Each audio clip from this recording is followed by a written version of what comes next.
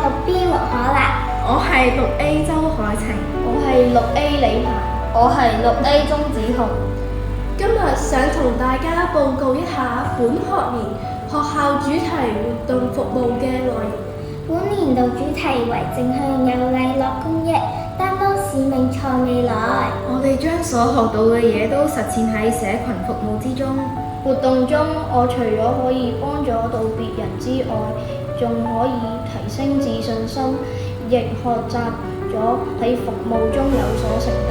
而家讓我介紹一下服務內容。學校舉行精神健康遊戲日，透過多樣化嘅攤位遊戲，增強同學對精神健康嘅了解。攤位遊戲各有特色，例如百發百中打走疲勞靶，板上貼有5個無效及有效嘅休息方式。同學只要射中2個有效嘅休息方式嚟得分。希望同學學識點樣有效咁樣休息，包括短暫散步和伸展及與好朋友閒談或聽音樂，幫助自己放鬆心情，舒緩壓力。好開心同學可以透過遊戲提醒自己要妥善照顧自己情緒上嘅需要，養成關愛自己嘅習慣，鼓勵大家保持良好精神健康。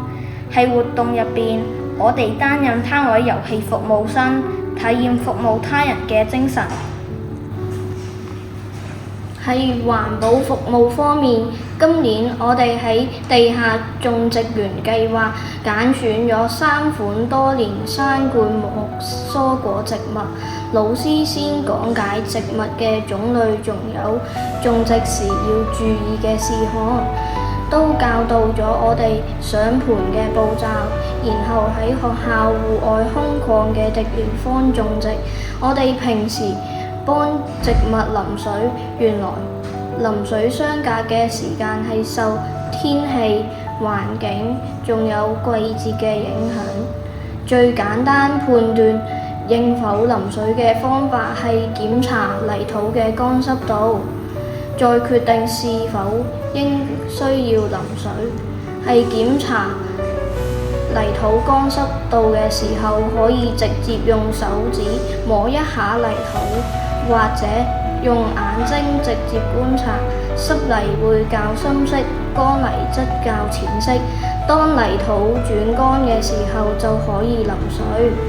結果我哋種出咗番茄、燈籠椒，仲有辣椒仔。通過親身體驗去種植，培養咗我嘅耐心、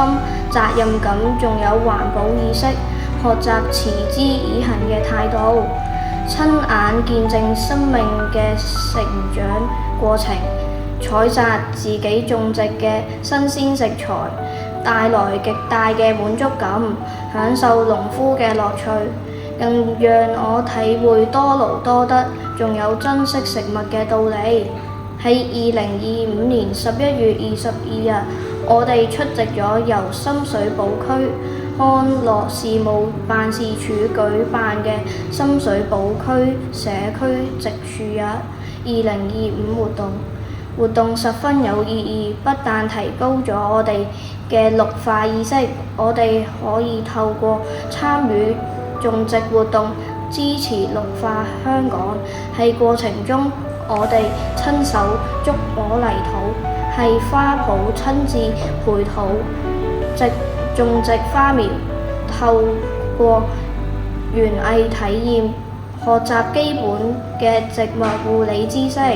加深對生命成長嘅認識。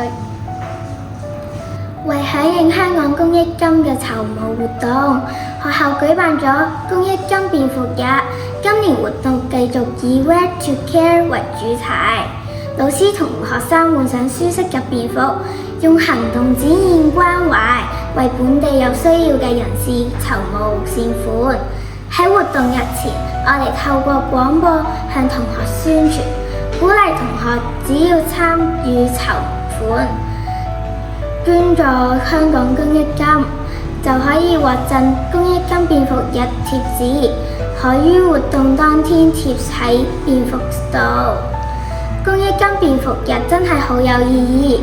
義，讓善事唔只係一個概念，而係透過日常上學嘅簡單動作，讓同學輕鬆參與公益金活動，把行善融入日常生活。當日學校師生一齊穿着便服，培養團隊合作及凝聚力，營造互助互愛嘅氛圍。透過呢個善事活動，大家共同實踐關懷社會嘅精神，意義深遠。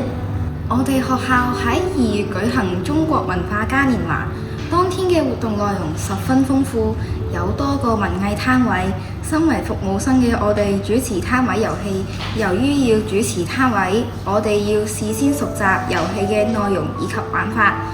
喺服務過程中，我哋向同學講解遊戲規則，對低年級嘅同學給予更多嘅指導，從中有助自己提升自己嘅膽量同埋表達能力。同時，我要學習同其他同學分工合作，事先會有良好嘅溝通，明確知道各自職責，等遊戲可以順利進行。同學們喺活動當日非常踴躍，表現非常投入，紛紛表示攤位嘅內容非常有趣，好高興同學可以透過遊戲嘅方式加深對中國文化嘅認識。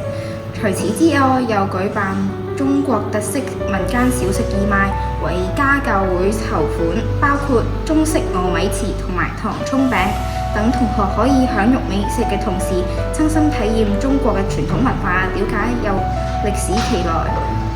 提升對民間傳統美食嘅認知。中國特色民間小食義賣令中國文化嘉年華更增添節目嘅氣氛啊！我好榮幸成為升旗隊隊員，本校嘅升旗隊負責進行莊重同嚴肅嘅升旗禮。每次訓練，升旗隊隊員都好勤奮練習，認真學習原地步操嘅口令同動作，